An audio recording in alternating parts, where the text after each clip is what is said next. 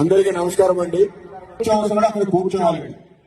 CM గారు వచ్చే టైంకి అందరూ దయచేసి కూర్చోడానికి అంటే మా పోలీస్ సిబ్బంది ఎవరైతే అనుకున్నారో వాళ్ళకి ఖాళీ ఉన్న సీట్లో కూర్చోబెట్టారు.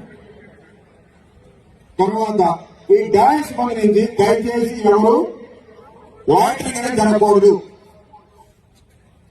కన్సర్న్ డిపార్ట్మెంట్స్ చూసుకో. డాన్స్ సంబంధించి ఈ సోఫా గురించి తిరగడానికి లేదు.